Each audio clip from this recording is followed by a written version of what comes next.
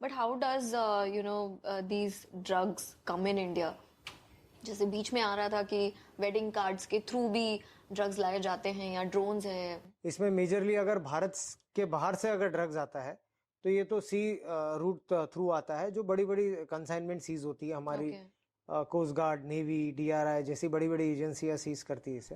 Who is the biggest drug lord in India? देखिए, again मैं इनके नाम लेके इनको बड़ा नहीं करना चाहता हूँ, because they are petty criminals in front of us. They are not deserving to be named.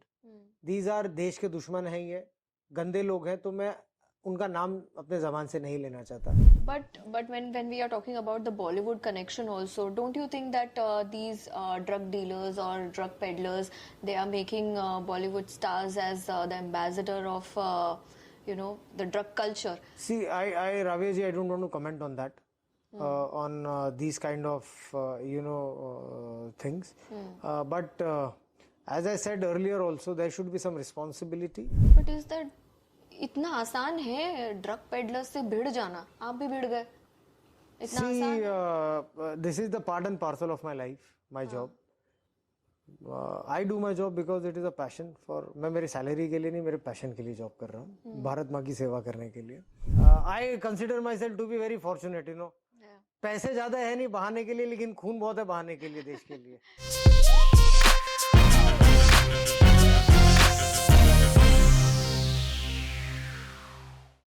Hello everyone, नमस्ते। मैं हूँ राव्या सारडा और स्वागत करती हूँ मैं आपका हमारे शो लाइफी टॉक्स पॉडकास्ट पे। एक नया एपिसोड, धमाकेदार एपिसोड, और ये है अप्रैल का हमारा पहला एपिसोड। आज के जो हमारे गेस्ट हैं उन्हें कौन नहीं जानता। ग्लैमर की दुनिया में इनके बहुत ज्यादा चर्चे हैं, फिर चाहे वो सुशांत सिंह राजपूत का केस हो या आर्यन खान का, ये हमेशा सुर्खियों में रहते हैं। So please welcome Sameer Wankhede. Hello sir. Vande Mataram. कैसे हैं आप? बहुत बढ़िया, थैंक यू वेरी मच। बहुत बहुत स्वागत है आपका हमारे शो में।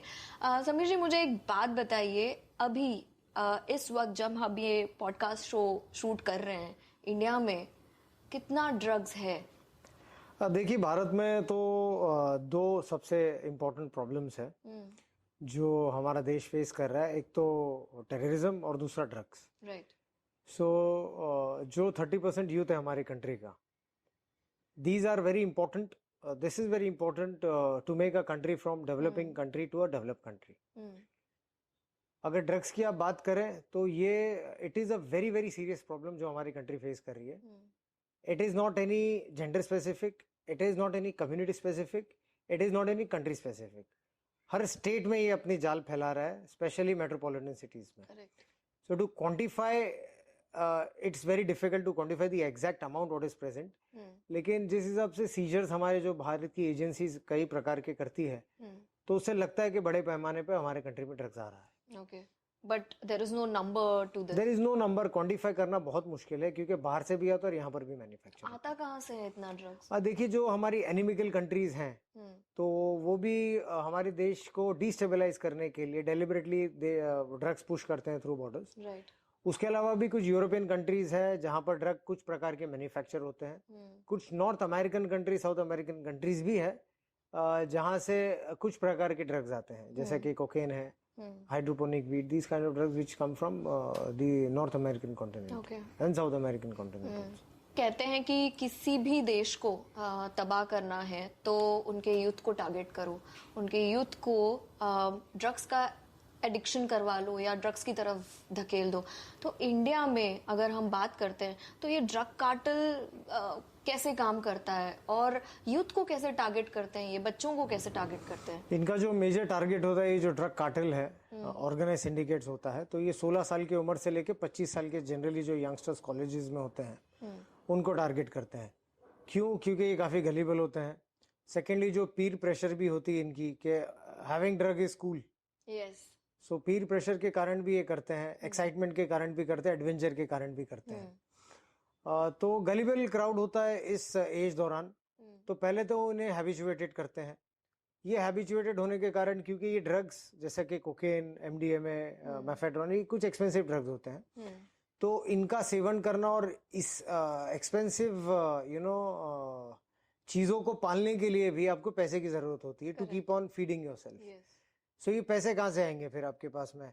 तो कुछ लोग अपने पेरेंट्स से पॉकेट मनी लेते हैं, लेकिन अगर वो भी एग्जॉस्ट हो जाता है, देन सेकंड स्टेप हो जाता है कि apart from consumption they enter into pedalling also, क्योंकि जो ड्रग सिंडिकेट होता है, जो सप्लायर होता है, पेडलर होता है, वो फिर उन्हें मोटिवेट करता है अच्छा कि आपको हम कुछ प्रकार के ड्रग्स देंगे, कुछ अमाउंट ड्रग्स देंगे, इतने पैसे कि अगर आप ये पेडलिंग करेंगे तो मोस्टली जो पेडलर्स भी होते हैं ये खुद ड्रग एडिक्ट भी होते हैं। करेक्ट और शॉकिंगली सरप्राइजिंगली जो ट्रेंड हम लोग देख रहे थे जब मैं कार्यरत था एनसीबी में, तो इसमें औरतों का ज्यादा, फीमेल्स का ज्यादा मात्रा थी। यस, मतलब आप कह रहे हो फीमेल पेडलर्स इसमें ज्यादा है, female drug addicts and female बढ़ते जा रहा था काफी। एंड हमने कुछ ऑर्गेनाइज्ड फीमेल सिंडिकेट्स को भी डिटेक्ट किया था और उन पे कार्रवाई की थी हमने। ओके, बट जब हम बात करते हैं when you are talking about pocket money दी जाती है बच्चों को पेरेंट्स के थ्रू वगैरह, but this is an expensive habit right?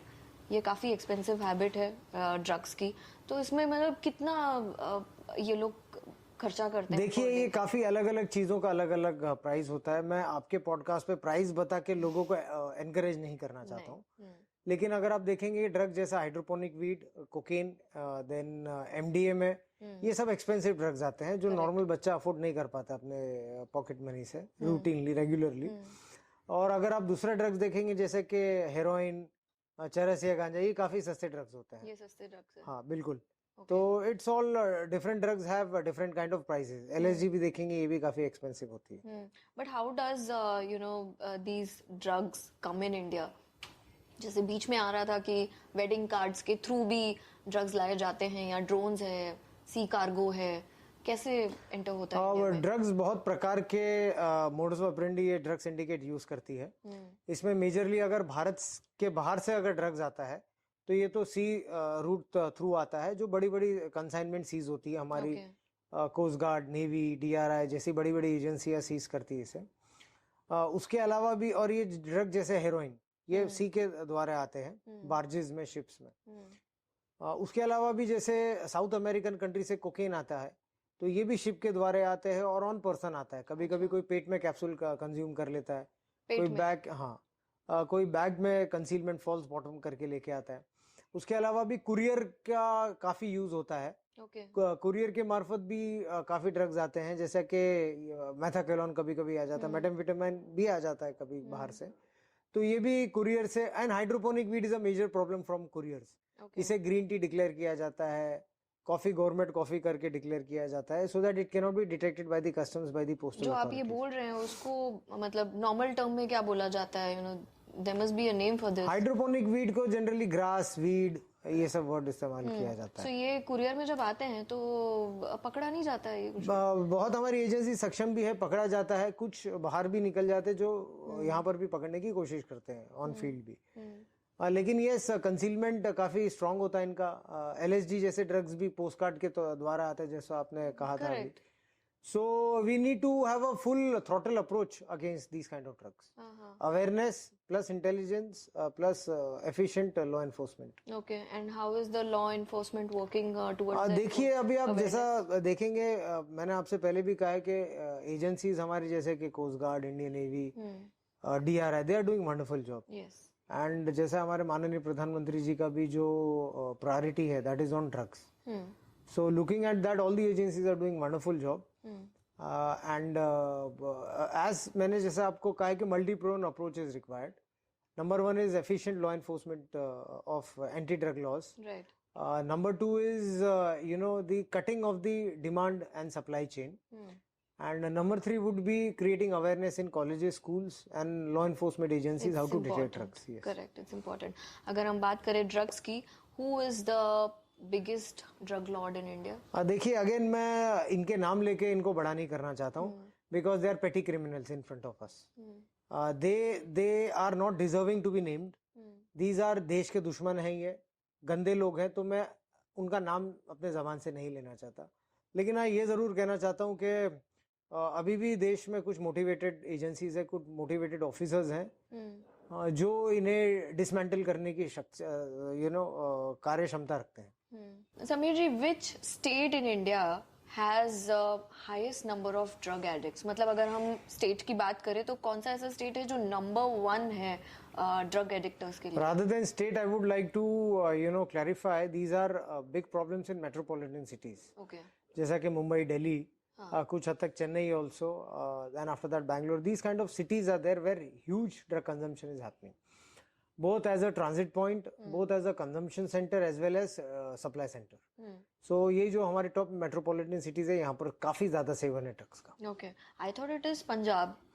Punjab, if you see the population wise also, and if you see Mumbai's population, you will understand कि कहाँ पर ज्यादा ड्रग कंजम्पशन हो सकता है.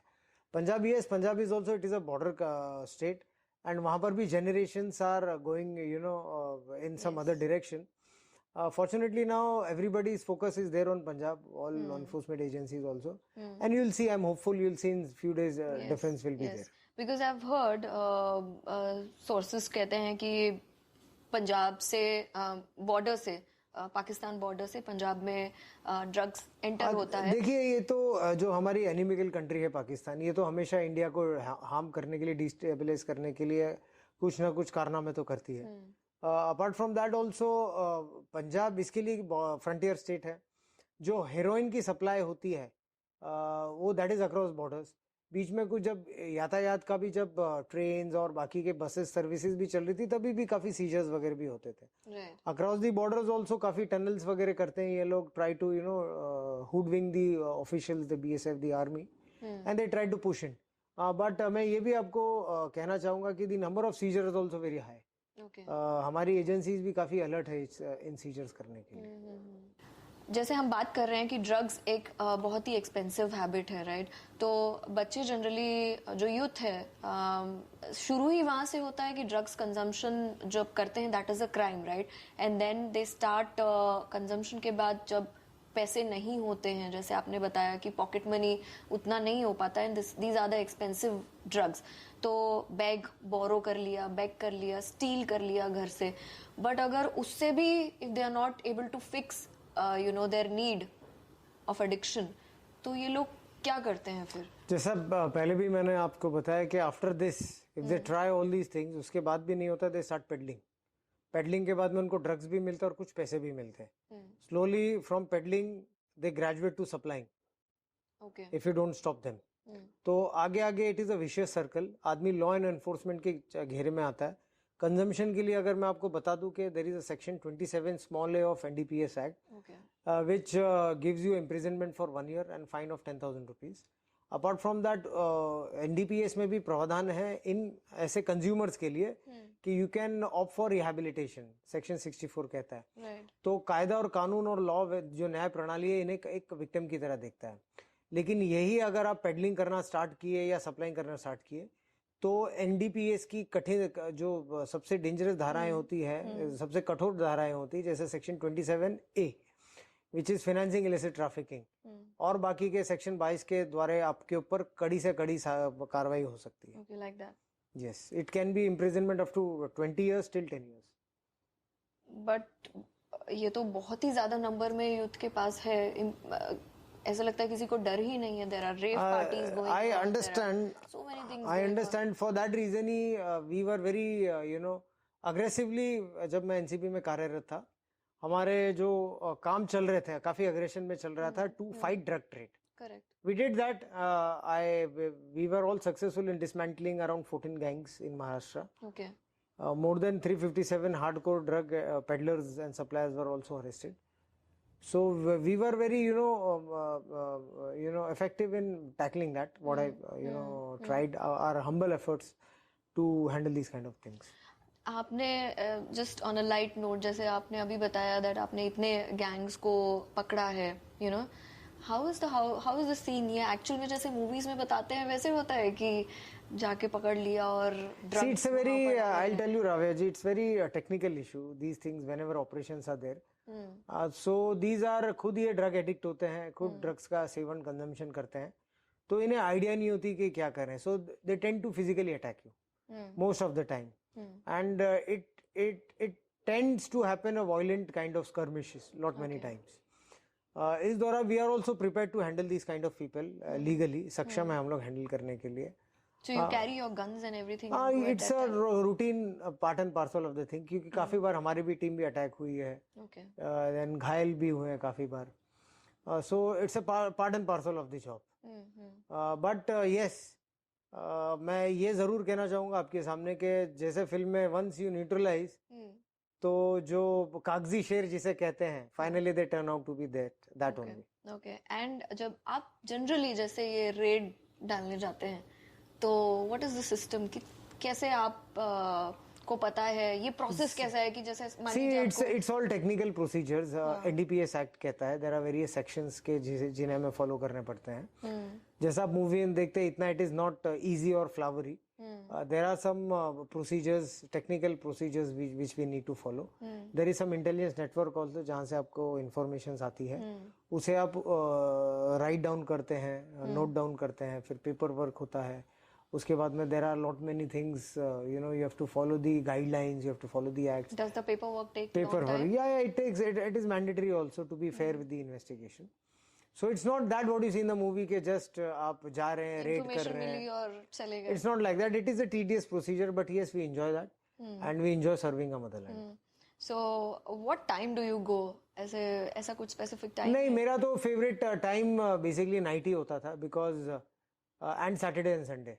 क्योंकि सैटरडे संडे आम इंसानों के लिए छुट्टी होता है. कोई ड्रग पैडलर या गैंगस्टर ये तो नहीं कहेगा ना कि मैं सैटरडे संडे आज मैं छुट्टी ले लूंगा. तो जब वो छुट्टी नहीं ले रहा तो मैं भी छुट्टी नहीं लूंगा. So Saturday Sunday plus nights were the favourite time of the peddler, so we have to be very alert during this time. Right. Drugs और बॉलीवुड का कनेक्शन क्या है? क्योंकि बहुत सारे ऐसे वीडियोस देखे गए हैं जहां बॉलीवुड एक्टर्स ड्रग्स कंजम्पशन कर रहे हैं. What is the connection between? देखिए राविया जी, I don't want to generalize or target any kind of industry and profession. जैसा मैंने आपसे कहा है कि it is a general problem varying across all the societies, all the professions. But yes, I would like to regarding social media, मैं ये कहना चाहूँगा कि there should be some kind of responsibility on social media also. Right. कुछ platforms पे ये सब चीज़ों को प्रमोट किया जाता है. ड्रग लॉर्ड्स की स्टोरीज या ड्रग कार्टेल्स को हीरो आइडियलाइज किया जाता है.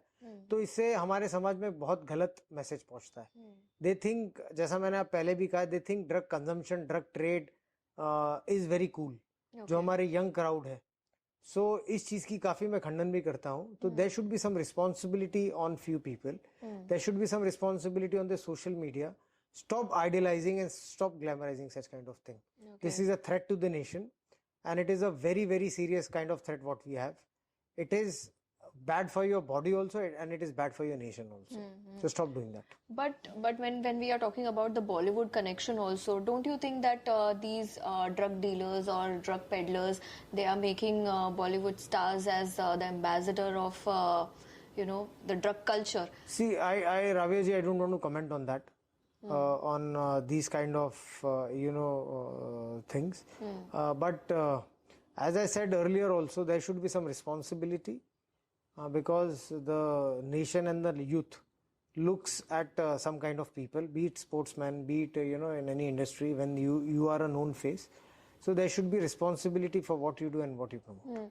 No, because I asked this question because ये drug peddlers के काफी जो mediators कह लीजिए, who are in connection with the Bollywood actors, बाहर कहीं city से बाहर कहीं एक rave party होती है generally ऐसे, और वहाँ पर these stars are invited so that crowd pull कर सके. देखिए, ये इस बारे में मैं कोई टिप्पणी नहीं देना चाहूँगा. या इस बारे में कोई कमेंट नहीं करना चाहूँगा मैं. When जब हम ड्रग्स की बात कर ही रहे हैं, so let's talk about what's trending these days, क्योंकि ये चरस गांजा तो अभी ट्रेडिशनल हो गया है. See, Rawe ji, there are, अगर हम महाराष्ट्र और गोवा की अगर बात करें, there are, apart from चरस and गांजा, these are called as traditional kind of drugs, जो नेचुरली उगते हैं, but they are drugs and covered under NDPS Act. उसके अलावा भी जो मुंबई और महाराष्ट्र में प्रॉब्लम है, we have something called as mephedrone, जिसे कहते हैं एमडी, जिसे कहते हैं meow meow cat. Okay. So this is a very very dangerous drug what we have now. For the first time MD meow meow. So इसके अलग अलग pseudo names होते हैं. So this is a chemical synthetic drug. उसके अलावा the other problem is LSD, lysergic acid जिसे कहते हैं. This comes in a blot form, imported है, बाहर से बनता है. गोवा में भी इसकी मैन्युफैक्चर होती है. So LSD is another problem.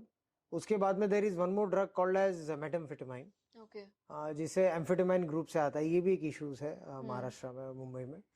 सो ये 3-4 प्रकार के. देन कम्स इन चरस, गांजा. और गांजा में भी हाइड्रोपोनिक वीड, जो मैंने आपसे पहले भी कहा है, ये काफी प्रेवलेंट है. ये जो हायर क्लास के जो बच्चे होते हैं या टीनेजर्स होते हैं, who can have money to import this और परचेज दिस, इसका कंजम्पशन करते हैं. तो ये प्रकार के ड्रग्स काफी प्रचलित है महाराष्ट्र में. My god, I have never heard these names any time before, but any common name for these are the big terms आप जो यूज कर रहे हैं, इनके common names क्या है? जैसा कि अभी कोकेन भी वन प्रकार के ड्रग्स है. कोकेन भी ट्रेडिशनल ड्रग है.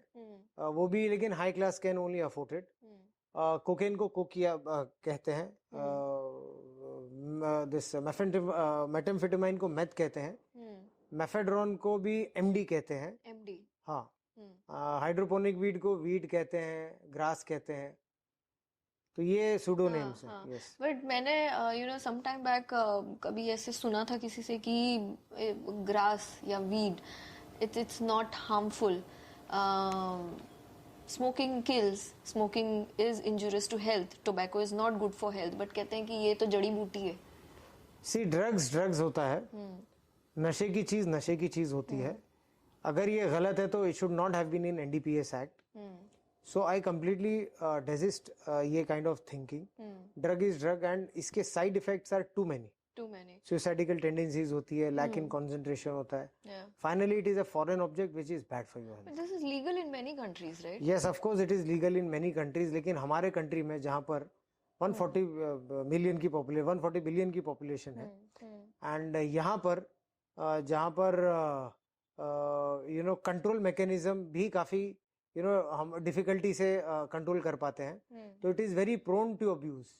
मुझे नहीं चाहिए कि हमारे देश के स्कूल के बच्चे या फिर कॉलेज के बच्चे हैं, लीगलाइजेशन के कारण हर एक के हाथ में गांजा हो. Correct. So it is very difficult for us to control. Legal नहीं होना चाहिए. I don't, my personal view, not as an officer but as Sameer Wankhede, my view is drug should not be legalised in the country. Correct.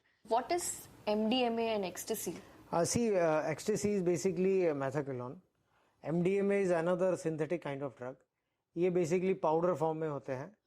और इसे pills form में किया जाता है, so that ये नाइट क्लब, डिस्कोथेक्स यहाँ पर डिस्ट्रीब्यूट किया जाए. बेसिकली ये दोनों ड्रग्स है, पार्टी ड्रग है. बट क्यों लिया जाता है एक्सटेसी? इससे जनरली एक्सटेसी नाम से ही आप सोचेंगे एक्साइटमेंट पैदा होती है इससे. जो एंजाइम्स है, जो केमिकल रिएक्शन है आपके बॉडी में होता है, and it helps in enhancing your mood and so called आपको immediate it takes some time and after that it gives you a kick so that you keep on dancing and enjoying your life. Okay. But again, synthetic chemical which can screw up your nervous system as well as have serious damage on your body. When we are talking so much about drugs कहाँ से आता है and everything, right? But ये जो drug peddlers जैसे काम करते हैं, सिर्फ is drugs only sufficient? क्या does sex also has a major role to play in? Do these sex peddlers bring in girls to attract their customers? जैसे girls and drugs, it's a good package, right? Rabia जी, हम लोग ने basically we had tried to neutralize legally such kind of gangs. We were successful where there were some females who were indulging in such kind of activities. मतलब ऐसा है? बिल्कुल.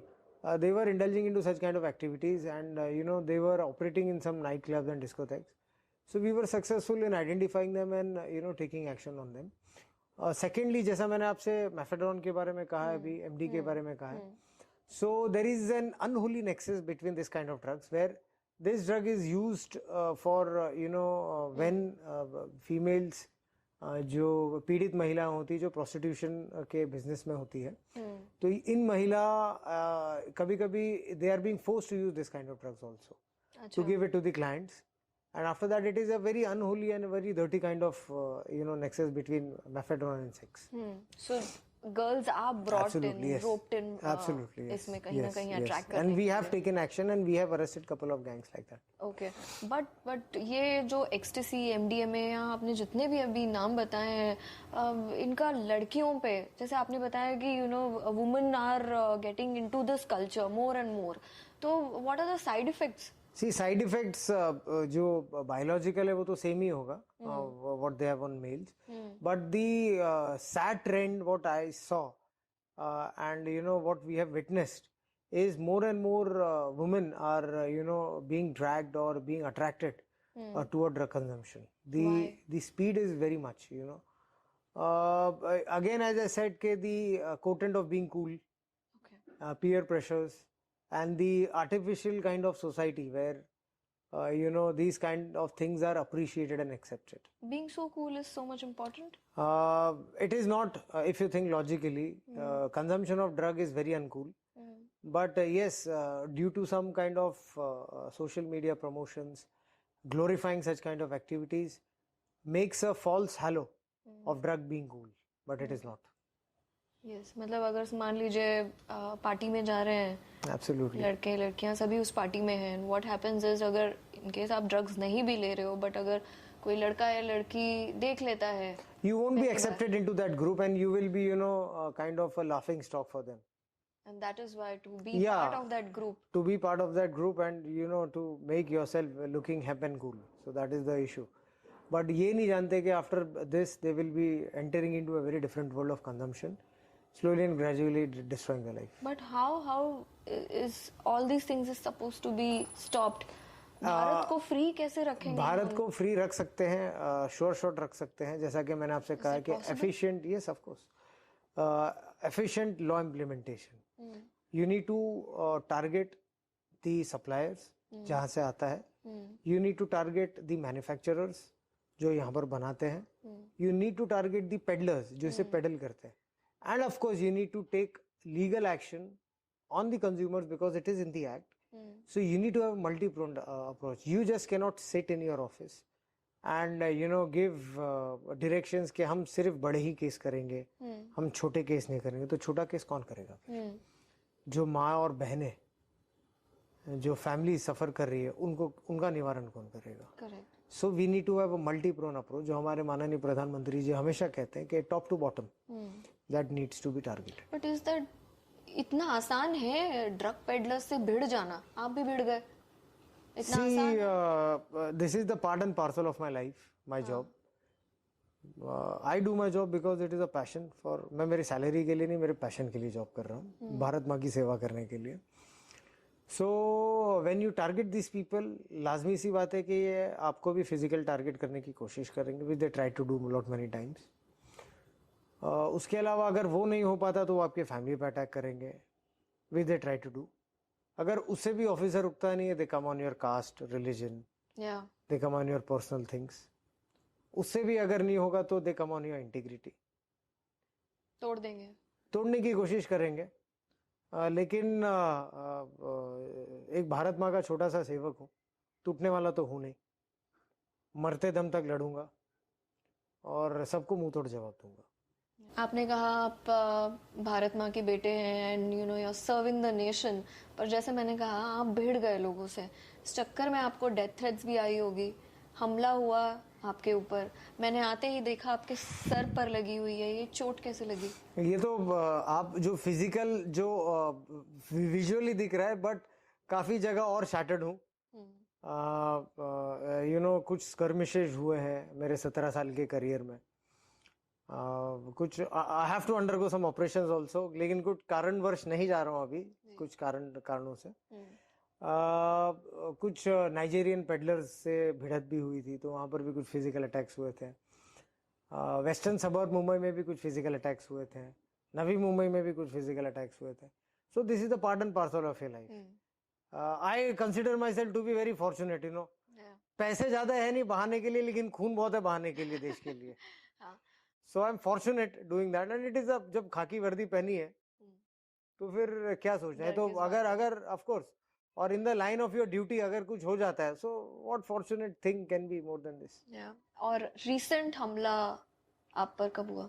I remember Goregaon में एक हमला हुआ था, एंड आफ्टर दैट एक मानकुर्द में हमला हुआ था. And where were you hurt? सो वो तो हेड इंजरीज होती है, Yeah, नी इंजरीज होती है. तो ये जब आते हैं ये क्या चाकू गन लेकर जैसे मैंने आते आपसे कहा कि दीज पीपल आर खुद सेल्फ कंज्यूमर्स, हैं? And they don't know what they are doing. And profit इतना है कि अगर कोई बीच में अगर इनके आता है, so they are after your life. They don't think twice. They don't battle their eyelids even before attacking on you. Yeah. And this not even जब मैं NCB में था, local police also, they also face the same thing. But fortunately, we are capable of handling. I had a motivated team of officers who gave them a tough fight, and will keep on doing whenever I get an opportunity. Mental health पे आपके affect नहीं करता है, like when you're dealing with these people coming back home, officers like you, बहुत ही ज़्यादा mental pressure deal देखिए, करना पड़ता है. Pressure, we are train to handle this kind of pressures. अगर प्रेशर हैंडल नहीं कर पाया तो फिर again I am telling you, खाकी पहनने का फिर अधिकार नहीं है मुझ में. देन सेकेंडली, फाइनली, क्या है आपका इंटेंशन, क्या है आपका लाइफ में? सर्व करना है मदरलैंड को, तो क्या प्रेशर? मैं तो in fact every day I count कितने आए हैं अभी तो और 1000 आना बाकी है. तो I count in the morning. So आने दो जितना आते हैं. I am least bothered. Sorry. I count कितने एनिमीज अभी तक आए हैं मॉर्निंग में. अच्छा. सो अभी तो आई स्टिल थिंक अभी तो 1000 आना बाकी है. तो आए, देखते हैं. I am still standing. You're ready to fight. 100% till last moment. Let's talk about narco terrorism. क्या होता है? Narco terrorism is a concept which is also very very much emphasized by the honorable PM. जैसे मैंने start में आपसे कहा था कि हमारा देश फेस कर रहा है नार्कोटिक्स का इशू और टेररिज्म, दो मेजर इशू है. और ये जब साथ में आते हैं नार्को टेररिज्म, तो ये बहुत ही डेडली कॉकटेल या कनोटेशंस हो जाता है. इसका अर्थ ये होता है कि आप जो ड्रग्स कंज्यूम करते हैं और जिसमें आप पैसे देते हैं, यही पैसे हमारे दुश्मन देश के पास में जाते हैं, और यही पैसे से हमारे देश के खिलाफ गतिविधि करने के लिए पैसे काम आते हैं. अच्छा. So the money what you are purchasing drugs with is finally going to the peddlers, to the suppliers, and finally to the enemy countries. And they are using against you. So आप 10 बार सोचे drugs consume करने के पहले, खरीदने के पहले, कि आप देश के लिए भी एक खतरा बन रहे हो, और आप देश के लिए, देश की economy as well as security को भी jeopardize कर रहे हो. And this is what is this is very serious, of course. डर नहीं लगता आप लोगों को when you're dealing with these kind of people, cartels, mafia? बिल्कुल ही डर नहीं लगता है. डर, सी ह्यूमन बीइंग हूँ, लेकिन final, what is the final end of a human being? It is death only. So death 60 years में आ जाए या 42 में आए, you have to die. Death while crossing road भी हो सकती है, बेड पे भी हो सकती है, बीमारी में आपके. सो मुझे ऐसा लगता है कि डेथ एक गौरवशाली मौत होना चाहिए, आपकी मृत्यु होना चाहिए. सो लाइन ऑफ ड्यूटी होती है तो नथिंग बेस्ट. आई एम मैं तो in fact rather than dying in the sleep and crossing road, I find for opportunity to do all these things. Family है, मेरे 2 छोटे बच्चे हैं, आई नो दैट, लेकिन मेरी वाइफ सक्षम है हैंडल करने के लिए. मैं भी उसी क्वेश्चन पे आ रही थी दैट आपको अपने लिए डर नहीं लगता, पर फैमिली के लिए? छोटे हैं अभी, बट आई एम श्योर कि मेरी वाइफ इज वेरी सक्षम टू हैंडल. और फाइनली मेरा ब्लड है तो स्ट्रांग ही होंगे वो लोग. एंड भगवान की कृपा से, from my parental side also, from my mother side also, we are economically humble and we can take care of ourselves. So वो चीज माइंड में आती नहीं है कि कल को मेरे जाने के बाद क्या होगा. ये हुआ फाइनेंशियल वाला चीज, but when the threats come to you and to your family, how are you dealing with this? देखिए, मेरे लिए तो आई एम सक्षम to handle that. I have been trained by the government of India, how to handle these kind of people. But ये छोटे बच्चे हैं तो उनका कभी कभी टेंशन होता है कि छोटे बच्चे हैं और फिजिकल थ्रेट से हार्म भी हो सकते हैं. I maximum try to take care of their security, restrict their movements. बाकी का तो एंड अभी जो the system is also supportive. Okay, so you have the complete support. Yeah, of course. I have the complete and bharosa system. So, Samir ji, but how is Kranti, your wife, handling all this pressure? I am very fortunate to have Durgas in my life. मेरी जब माता जी थी, उनसे हर दिन मैं inspiration लेता हूँ. स्वर्गवास हो गया उनका 2015 में. सो हर दिन उनको देख के एक इंस्पिरेशन आती है. सेकेंडली जो मेरी वाइफ है क्रांति, ये भी एक दुर्गा का रूप है. नाम में ही क्रांति है. हाँ, क्रांति भी है और दुर्गा का रूप भी है. तो मैं काफी फॉर्चुनेट हूँ कि ऐसी पार्टनर मिली है मुझे.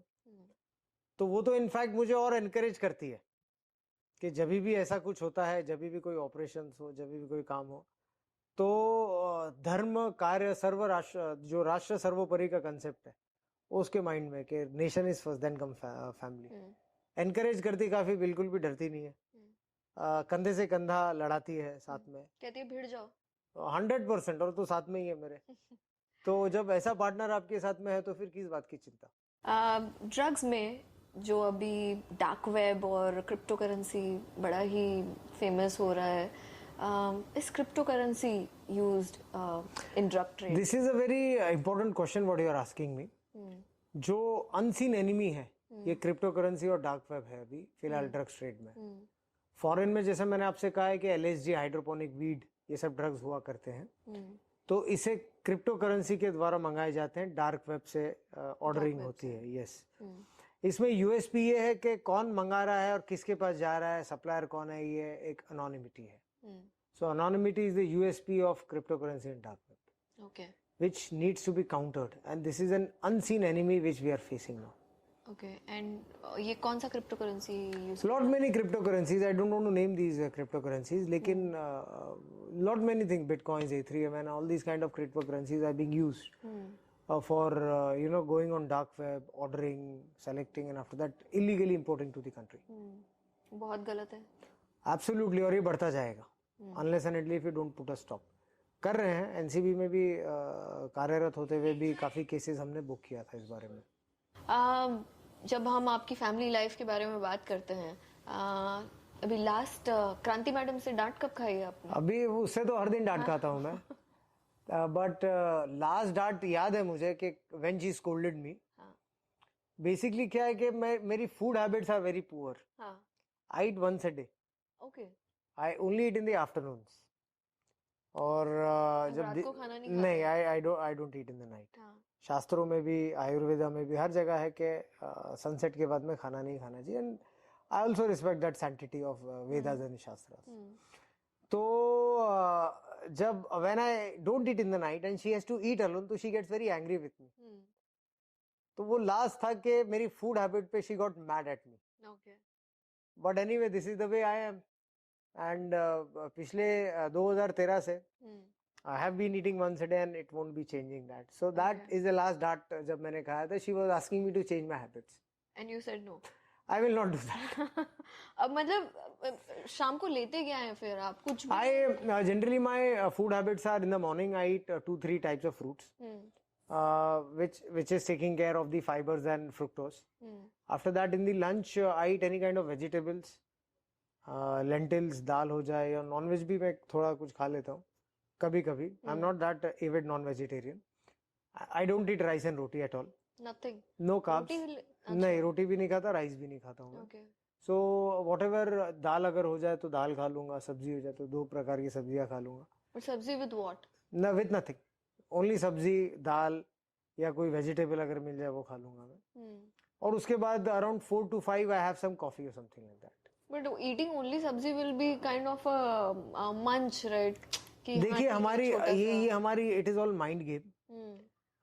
जो WHO के स्टैंडर्ड्स हैं 3600 कैलोरीज अ डे, ये जो हार्डकोर मेहनत करते हैं, खेतों में मेहनत करते हैं, फिजिकल एक्सरसाइज करते हैं, तो उनके लिए इट इज जरूरी. जो हमारी लाइफस्टाइल, जो अर्बन की लाइफस्टाइल है, आज एक बहुत ही सेडेंटरी लाइफस्टाइल होती है. हम लिफ्ट यूज करते हैं, हम कार यूज करते हैं, हम एसी में बैठते हैं, हम हमारे हाथ भी हिलाते नहीं. हमारे लिए मेड्स होती है, सर्वेंट्स होते हैं. ऑफिस में भी अगर कोई अधिकारी होगा तो आर्मचेयर ऑफिस में बैठा रहेगा अपनी एसी ऑफिस में. So what kind of movement we do, तो उसके लिए इतनी प्रकार की calories are just not good basically.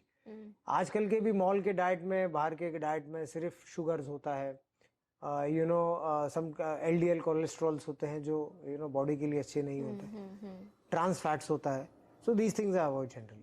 Okay, so we have come to the end of our session. Jate I wanted to ask, like, what is your message to the youth of India? Message में ये देना चाहूँगा कि आपकी जो जिंदगी है और आपका जो एफर्ट्स है, इसे नेशनल डेवलपमेंट की on the way of national development आप इसे जाया कीजिए और कंट्रीब्यूट कीजिए।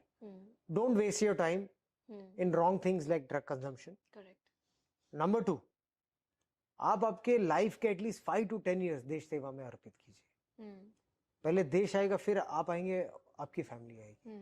तो at least 5 to 10 years give yourself for the nation, be it in any form, civil services, police, paramilitary, doctor, social worker. एक देश के लिए आप कुछ ट्राइबल एरिया में काम कीजिए, वाटर कंजर्वेशन की फील्ड में काम, इंजीनियरिंग की फील्ड में काम कीजिए, मेडिकल के फील्ड में काम कीजिए। But do something for the nation. 5 to 10 years, give something for the nation.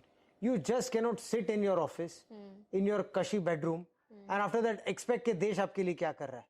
आप पहले देश के लिए contribute कीजिए। Last thing is, say no to drugs and yes to life. Thank you again, thank you Sameer ji for your time. It was a wonderful conversation और बहुत सारी insights दी आपने about the drugs and the drug culture which is in India. And thank you everyone. ये interview, I hope ये podcast आप end तक देखें. Do subscribe our channel and stay tuned for the next episode. Thank you. Thank you.